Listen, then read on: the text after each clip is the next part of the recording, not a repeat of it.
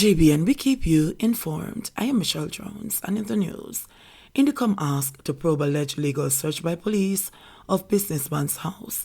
The Independent Commission of Investigations has been asked to probe the circumstances under which the police searched a businessman's house in Westmoreland during his absence and allegedly removed large sums of money. Sean Smith, Chief Executive Officer of Car Junction Jamaica Limited in Three Rivers, Westmoreland, is contending that his house in the Albany housing scheme in the parish was searched by the police on Saturday, April 30. He said he was not at home, and the neighbors called him to report a case of breaking and entering as they saw signs of illegal entry. He said he went home immediately and saw signs of a break-in as the door to his house was kicked in. On entering, he said he saw the house ransacked and that $59,500 and 2.5 million Jamaican dollars were missing from a chest of drawers. He said he later discovered that it was not criminals who robbed him, but it was the police who had forcibly entered his house.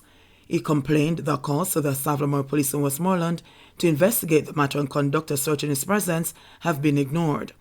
Attorney at law Bert Samuels, who is representing Smith, sent a letter on Monday to Indicom boss Hugh Faulkner asking him to investigate the matter. We are of the view that this matter warrants your investigation as the oversight body to investigate the action of the security forces, Samuels stated in the letter. Samuels pointed out in the letter that the Court of Appeal, in the case of Superintendent Harry Daly, now retired, had found on searches being carried out by the police without the occupant of the house or a justice of the peace being present. Vendor killed, 3 others injured in St. James gun attack. A gun attack in downtown Montego Bay, St. James on Tuesday night has left 1 man dead and 3 others nursing gunshot wounds. The police have identified the deceased as 28-year-old Romaro Smalling, a vendor for Kingston Address. According to the police, Smalling and 2 of his colleagues were sitting at their stalls in the vicinity of Samshop Square at approximately 10:40 p.m. when they were pounced upon by armed assailants who opened fire at them. A woman was also shot during the attack as she attempted to run from the scene. They were all taken to the Conroe Regional Hospital, where Smalling was pronounced dead and the others admitted in serious condition. The Barnett Street Police are investigating. Man caught on CCTV robbing St. Elizabeth Clinic pleads guilty. A St. Elizabeth man has pleaded guilty to office breaking and larceny after he was captured on CCTV, removing items from the Portesia Health Center in the parish last month. 43-year-old Omar Kavanaugh, a resident of Barber Green District in Saltfield, appeared in the St. Elizabeth Parish Court in Santa Cruz on Tuesday. Police say Kavanaugh was identified on surveillance footage breaking into the health center on April 8, where several items, including a wheelchair and a microwave, were stolen. The items were valued at $50,000. A raid was subsequently carried out in the area, and the microwave was recovered. On Saturday, April 30, Kavanaugh was arrested and charged by the Junction Police. He is scheduled to return to court on June 30 for sentencing. Consultant reveals unwillingness to provide data in gang case.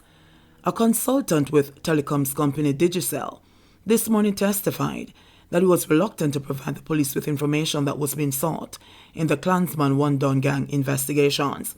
The independent risk and fraud consultant told the court that he was assigned the task due to the unavailability and unwillingness of other personnel. He acknowledged that he too was reluctant to undertake the task.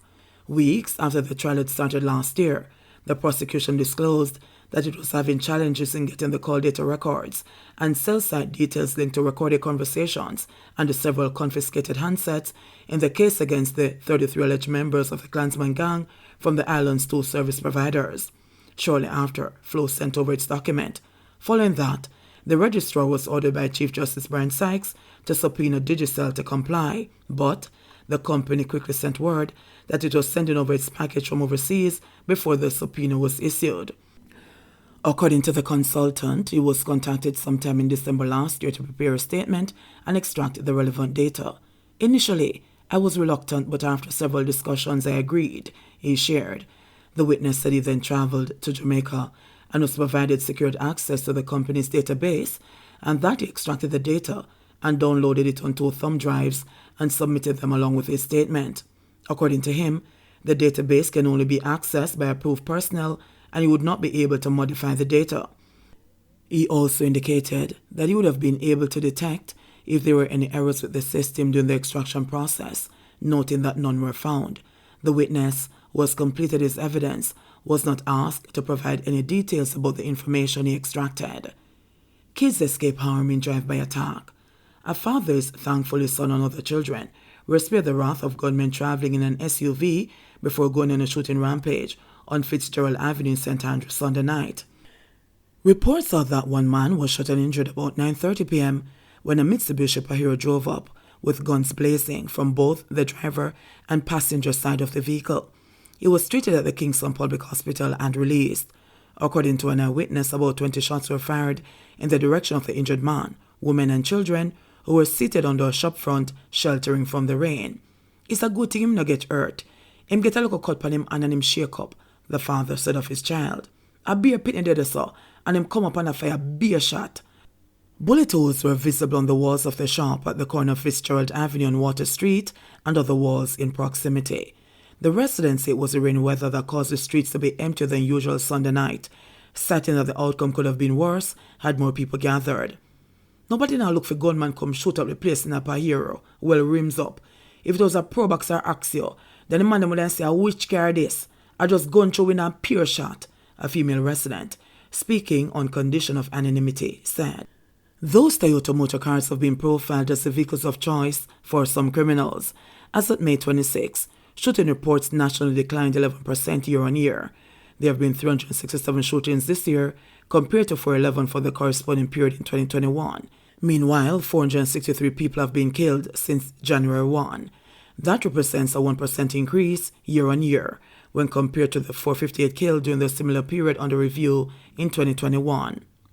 Reports of other major crimes such as rape and robbery have declined. The Maxfield Avenue community is now on edge. Road traffic fatalities surpass 150 mark. The number of people who have been killed in motor vehicle crashes up to May 3 now stands at 152. This is from a total of 133 fatal crashes, according to the latest statistics from the Ministry of Transport and Mining's Road Safety Unit, RSU. Since the start of the year, fatalities have increased by 1%, while fatal crashes have also decreased by 1% when compared to the similar period in 2021. The RSU notes that at the start of the year, fatalities for 2022 were projected to decrease by 8%. However, the projection based on the first quarter should see a decrease of 6%. Meanwhile, pedestrians account for 22% of the road users killed since the start of the year, while private motor vehicle drivers account for 24%. Private motor vehicle passengers account for 12% of the road users killed since January 1, and motorcyclists account for 26%. Combined, the group of road users described by the RSU as being most vulnerable, pedestrians, motorcyclists, pedal cyclists, and pillion riders, account for 55% of road users killed so far this year. Meanwhile, males account for 83% and females account for 17% of road fatalities since the start of the year. 85 new COVID cases, 70-year-old man latest fatality. Jamaica's COVID positivity rate decreased to 7.7% amid 85 new COVID-19 cases recorded over a 24-hour period up to Tuesday afternoon. One COVID-19 death that occurred in February was also recorded on Tuesday, bringing the overall coronavirus death toll in Jamaica to 2,970. A 70-year-old man from St. Elizabeth is the latest recorded COVID fatality nationally. The separate death of one COVID-19 patient has been classified as being coincidental.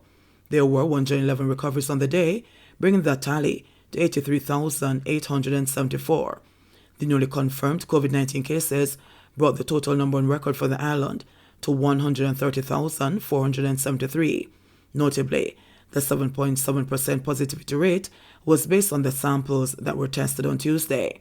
Of the newly confirmed cases, 57 are females and 28 are males, with ages ranging from 3 to 93 years. The case count was made up of Kingston and St. Andrew 27, St. James 19, Westmoreland 16, St. Anne 10, St. Catherine 8, Trelawney 2, Hanover 1, Portland 1, and St. Elizabeth 1. There are 14 moderately ill patients and 2 critically ill patients among the 892 active cases now under observation in Jamaica. There are now 38 COVID-19 patients hospitalized locally. JBN, we keep you informed. Please remember to subscribe, like, share, leave us a comment, and click the notification bell to receive our daily news items.